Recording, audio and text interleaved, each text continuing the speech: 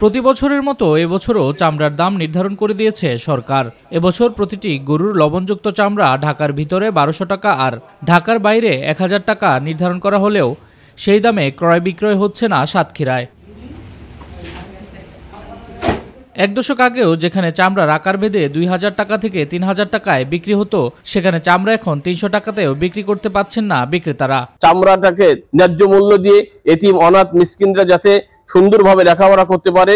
কিন্তু বর্তমান বাজার সরকার যে দর দিয়েছে সেই দর অনুযায়ী আমরা বেচতে পারছি না। রেট দিয়েছে সর্বোচ্চ ২২০ টাকা করে। এখন আমরা যে সারাদিন এত কষ্ট করি যে চামড়াটা উপার্জন করলাম, তা আমাদের একেবারে সরকারি রেট ছাড়া একটু কম হলে হয়তো হয়। তবে চামড়া ব্যবসায়ীরা বলছে সরকার নির্ধারিত দামে ট্যানারি মালিকরা চামড়া নিচ্ছেন না, তার উপর বিগত কয়েক বছর ধরে বকেয়া টাকাও পরিশোধ করছেন না তারা। আবার আড়তে মাল পাঠাইছি, এক টিচার ট্যানারির নগদ টাকা দাম করে নিয়েছে, মাল নিয়ে টাকা দেয়নি।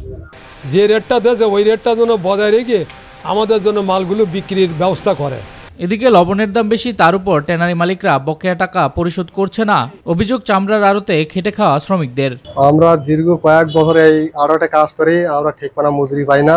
ব্যাপারীরা মানে লোকসানি খাতি আছে, হ্যাঁ, তারপরে বকেয়া টাকা ঠিক মতন দেয় না। কিন্তু আমরা যে বেতন পাই এই রাত কষ্ট করি, কিন্তু আমরা সে বেতন পাই না। বিদেশে চামড়ার চাহিদা থাকা সত্ত্বেও কিছু সংখ্যক ট্যানারি মালিকদের সিন্ডিকেটের কারণে চামড়ার সঠিক দাম মিলছে না। চামড়া ন্যায্য মূল্যে খরিদের জন্য কোনো লোকই পাওয়া যাচ্ছে না।